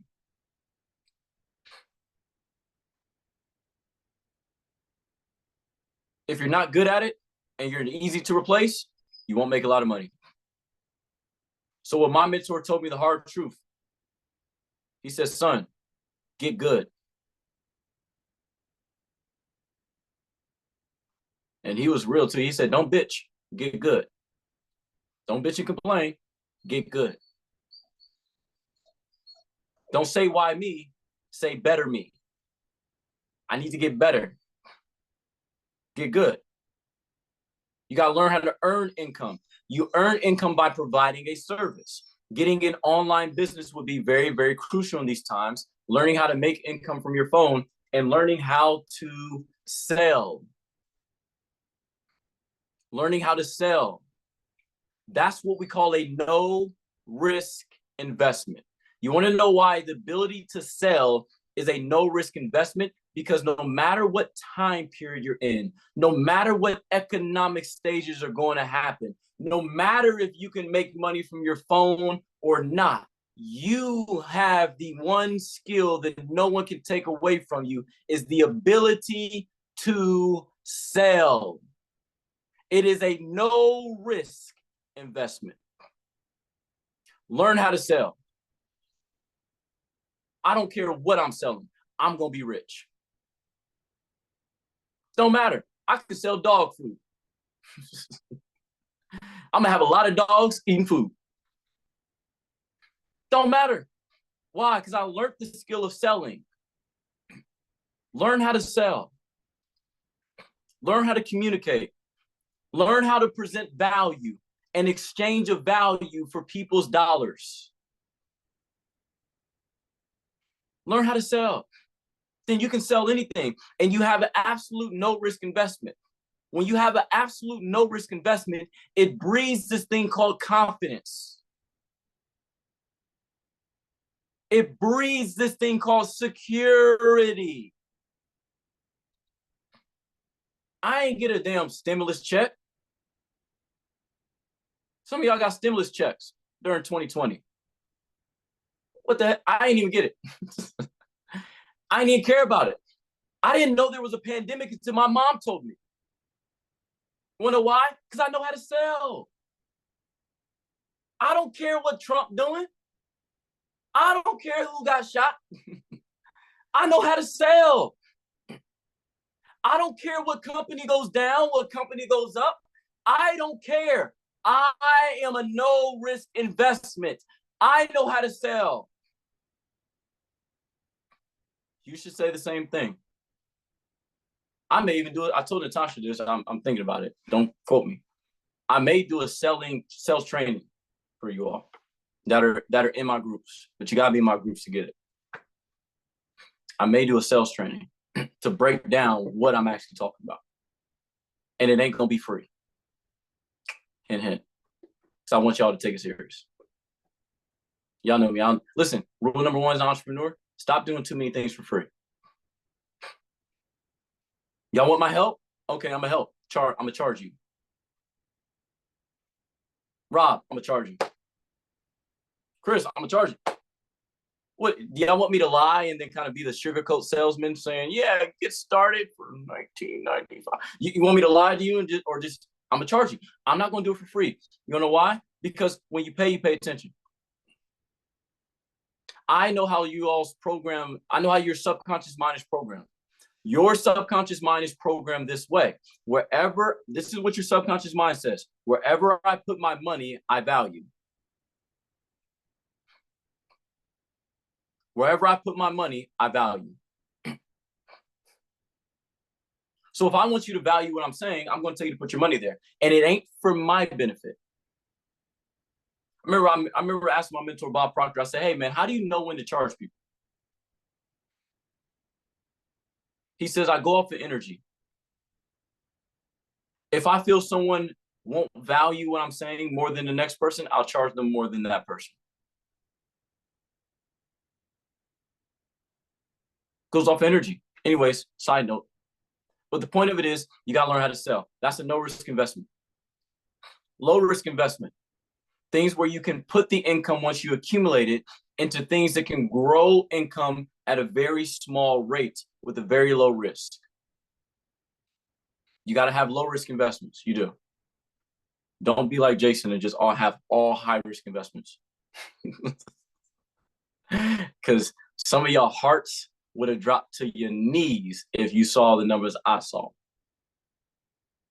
You would have called the cops, the government officials. You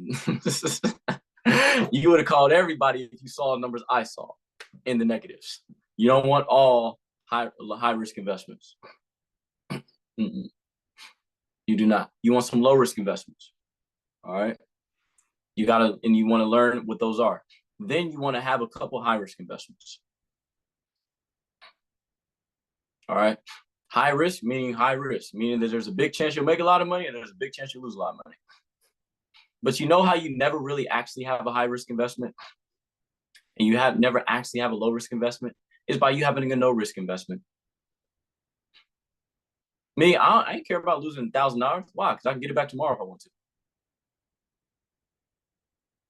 I don't care. I don't care about losing $500.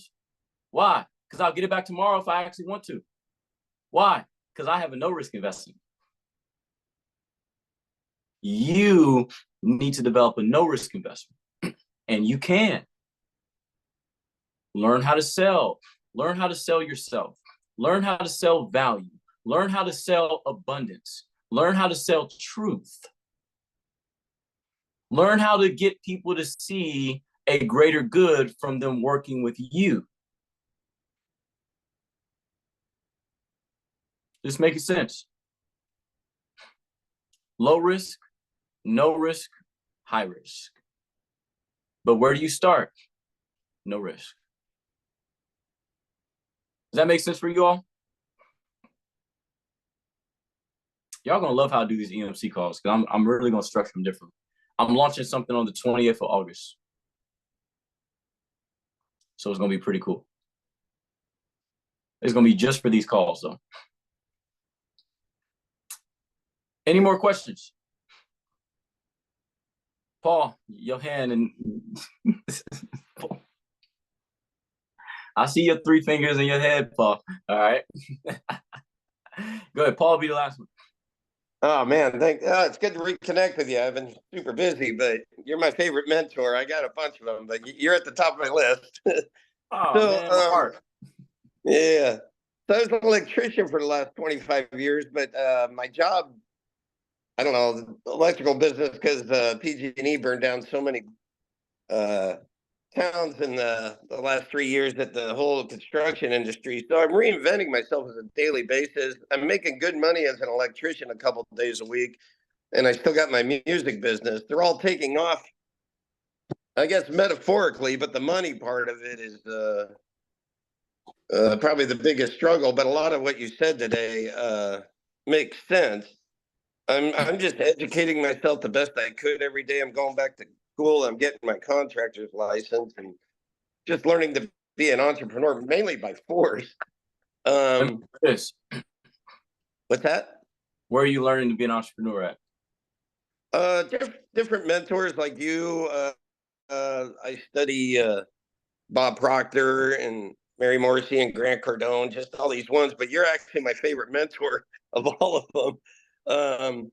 And I'm just learning how to do just different streams of income to reinvent myself on a daily basis. I mean, I do have passions being an electrician, and I'm starting my own business as an electrician and getting enough work because I have 25 years of skills of doing high-end homes.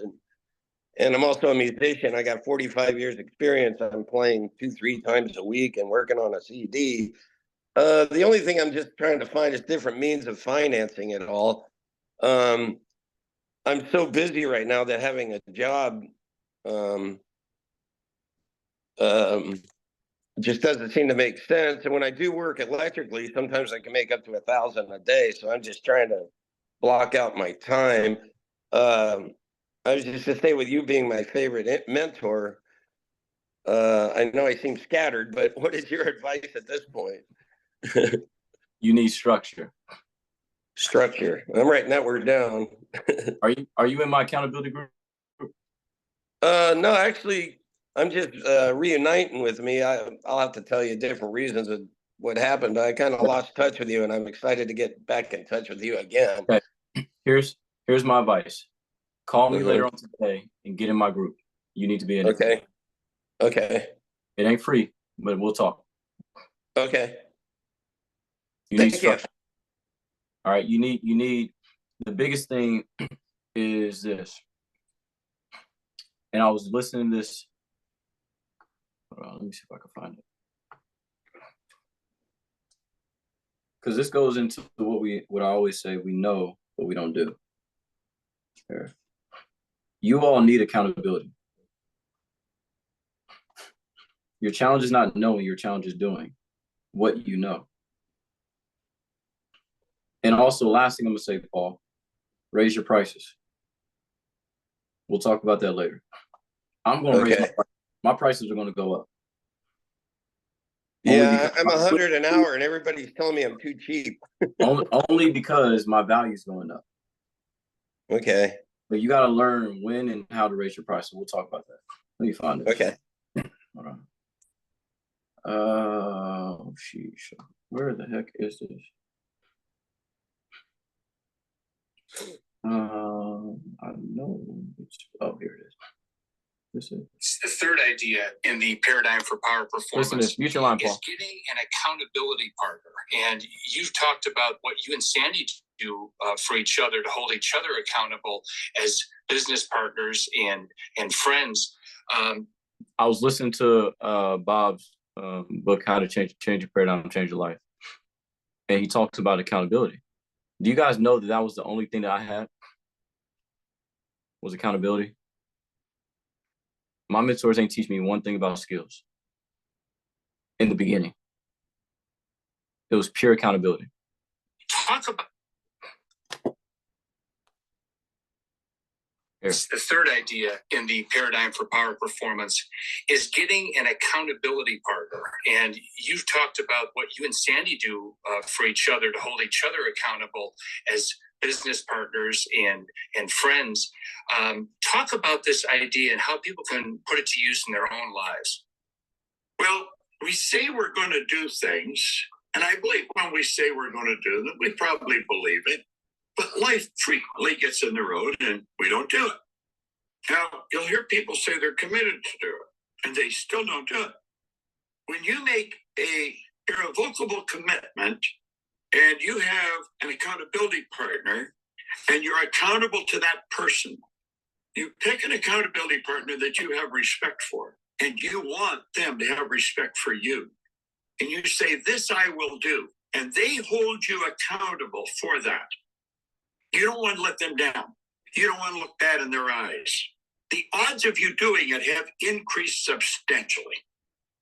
Sandy and I started on the 17th of March writing this. Does that make sense? We know what to do. It's for all of you.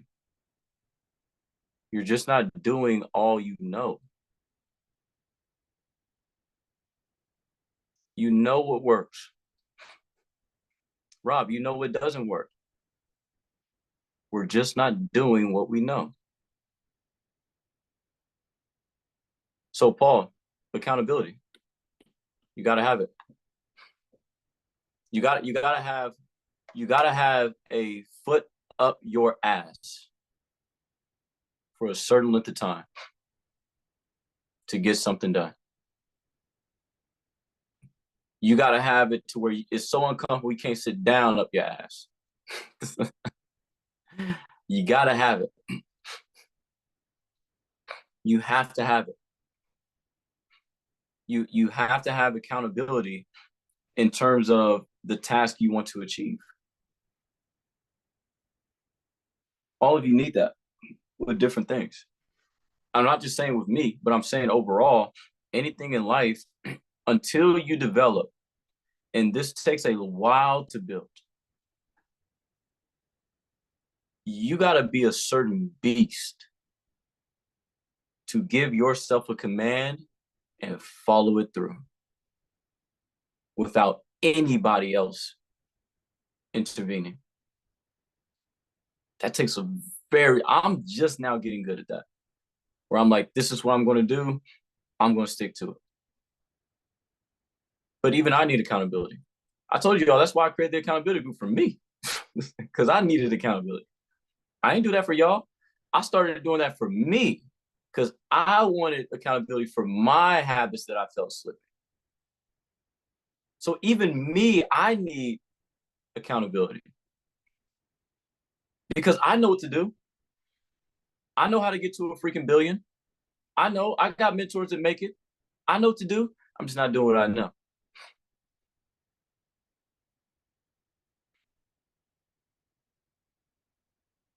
If you're in business, okay, do the math. If you're in music and you're earning X amount per gig, you know I either need to do this many gigs or I need to charge this amount of price.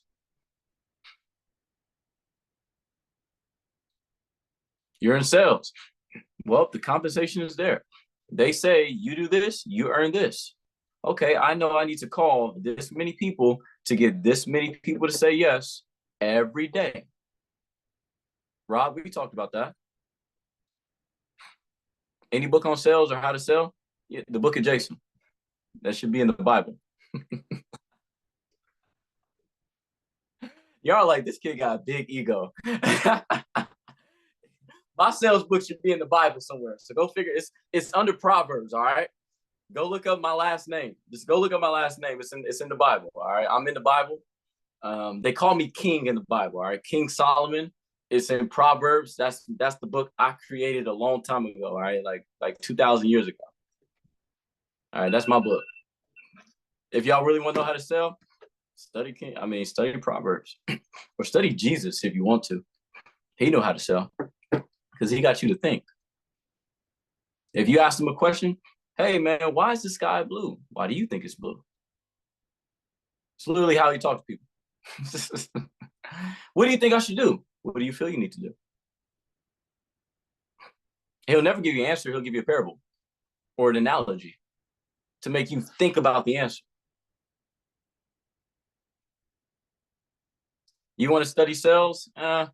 Get the book called How to Sell Yourself and study 2 chapters. Chapter 6.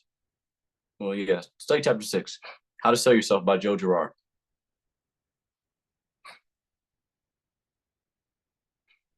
How to Sell Yourself.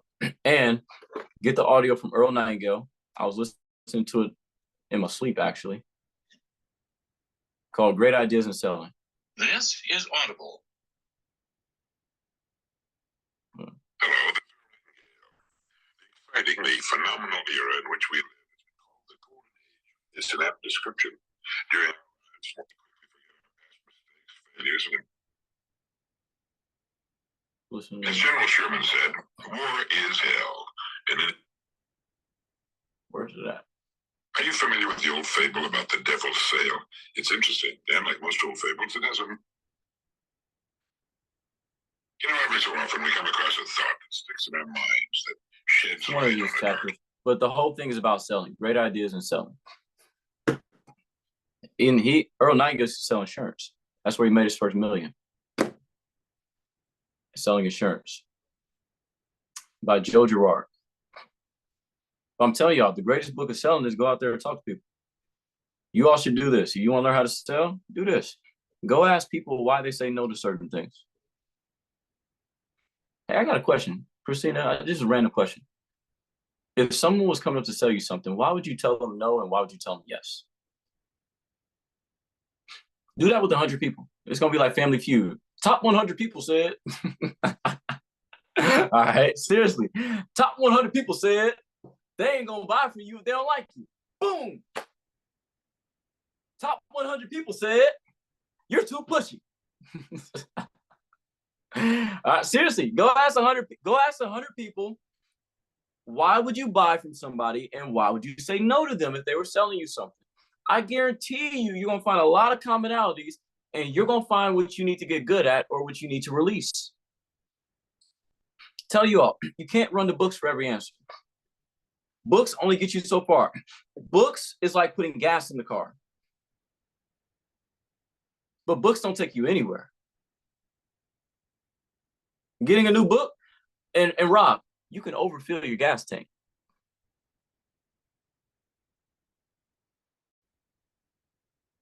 Especially if you don't use the gas and drive somewhere.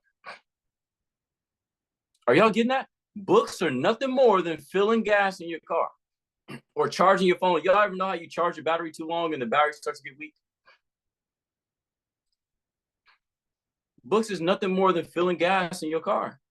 And you can overfill your gas tank and you got a big problem. So if you want to keep refilling your gas tank, what must you do? Any scientists on the line? Drive, use it, burn the fuel. That's why I don't recommend books, I recommend chapters. Y'all don't need the whole book. Y'all need y'all actually need one page, which in the Bible is a quote that says, be ye doers. That's all some of y'all need. Just that one little saying right there, be ye doers of the word, and just go out there and do it. There's one chapter, I have a page open on my book in the Bible, and I'm not going to get religious on it, but there's one page I kept it open for 365 days for like almost, well, a long time. That's open on my desk right now. You know what it says?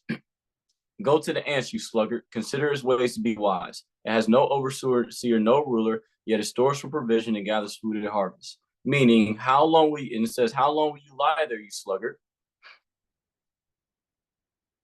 It says, free yourself like a gazelle from the hands of a hunter, like a bird from the snare of a fowler. Meaning, get up and go.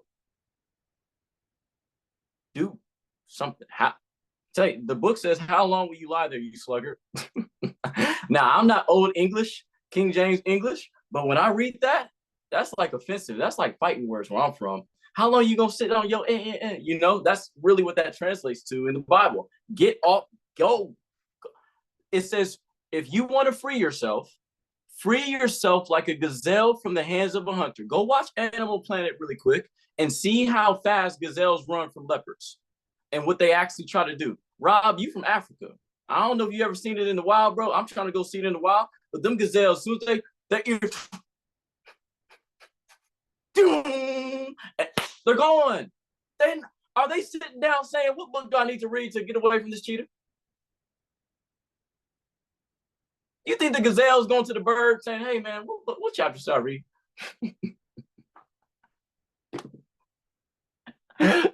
You got any good mentors that I can say? No offense to anybody asking questions, all right? But do y'all really think this gazelle sitting down saying, I see a cheetah. You got a book I need to get the, you know, is there a book on how to run faster? Adults want books. Babies want action. Become like a child. It says that in the Bible. Be like children. Children do, then ask. You learn from doing. You learn from action. Go out there and run. Go talk to 100 people in the street right now. I remember we were on a call. This is 2016. We were on a call on a go-to meeting call with Bob Proctor. That's how long ago it was. Go-to meeting was before Zoom. Go-to meeting call was 6 of us sitting in the room. He's on the Zoom, the call live. And a lady asked a question. I'm like, I already knew she shouldn't ask this damn question because I knew where it was going to go. And she said, her name was Bianca. Bianca said, hey, Bob, because we were in network marketing. Hey, Bob, when you run out of prospects, where do you go to find people? And I'm like, shit. Because I already knew his mentality with that question. You know, he said, go outside, look left and right, and you'll find people. We overcomplicate it. Y'all ever been asked how you talk to people? The same way you talk to me. Make sense? Listen, don't be the thinking gazelle. They get eaten. You ever seen a gazelle that was just everybody running and that one gazelle still eating grass? Ooh, the grass tastes good. I wonder what kind of chemicals is in this grass. Stop thinking. Run. Run. Run. Go. Whatever run means to you, call the person you know you need to call. Call the company. If you're selling products, Priscilla, call the company you know you need to call. Then if you're trying to get a loan for $50,000, call every freaking bank in Australia. Every bank. Sylvester Stallone went to 1,500 meetings to get Rocky.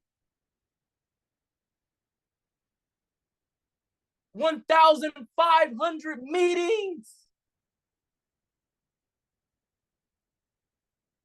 Go look up his story. Call somebody. Call them. Knock on. If you got to knock on the door and you got product, knock on that door until somebody answers. Ask and it's seek and you knock and it's do you read the Bible or do you do what it says? It literally says ask and it's given. Go ask somebody. Ask 1,000 people.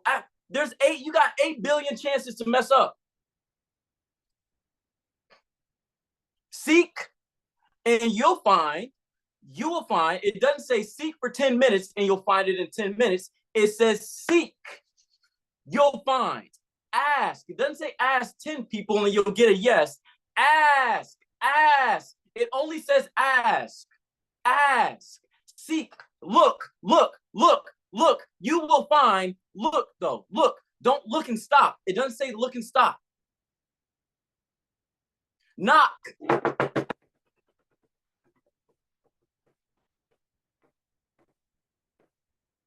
The damn door is going to open.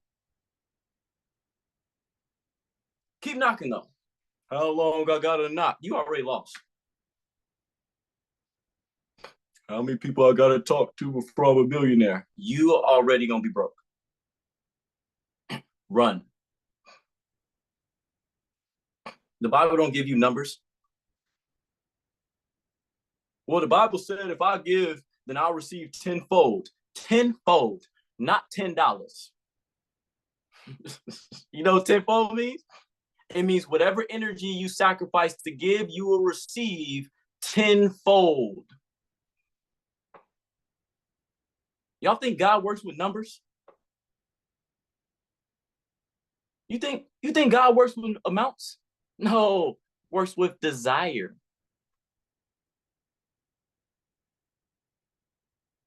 Works with desire. There's people broker than you that found a way. There's people with tougher situations than you that found a way.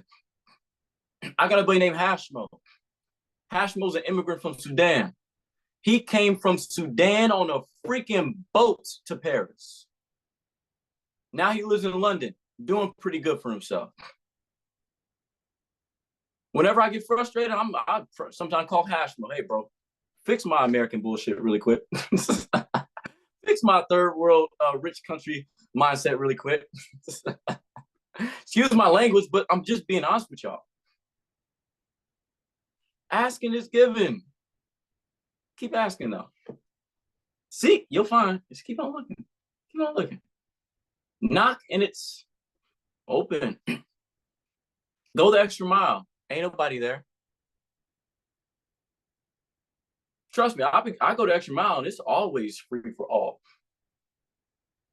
There's always more food on the extra mile because most people won't go there. Go the extra mile. It's always more success. Most won't go there. Is this, y'all getting this? Y'all fired? Y'all ready? So read the book of Solomon. That's my, I'm gonna quote it until somebody come correct me. That's my book. Somehow the past me made that book. All right. But listen, what's this called valuable for you all? You all got value. Trust me. Seriously, did you all get value? Yeah. Unmute your lines. Tell me some things you all learned from this really quick. What's some things you all gained?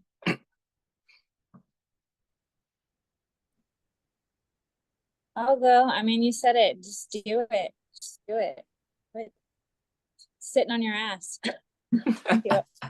Yeah, if you got to curse a little bit too, you go ahead, you know. You got, if that's what gets you moving, that's what get me moving. I'm like, good.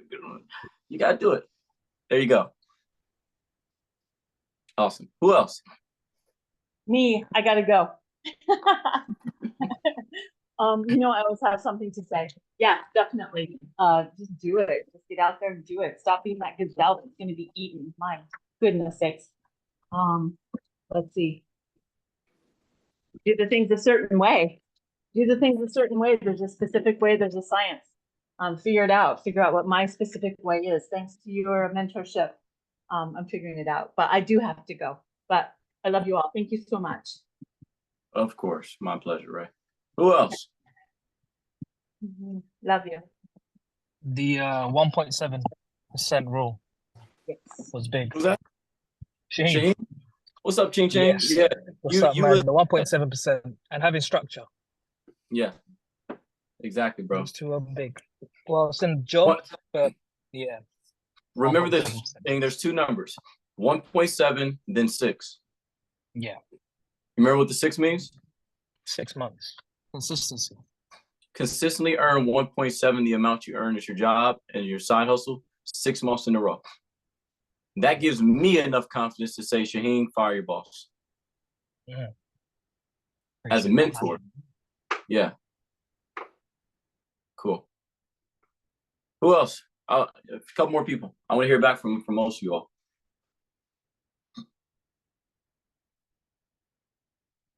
You all can unmute your lines. It's cool.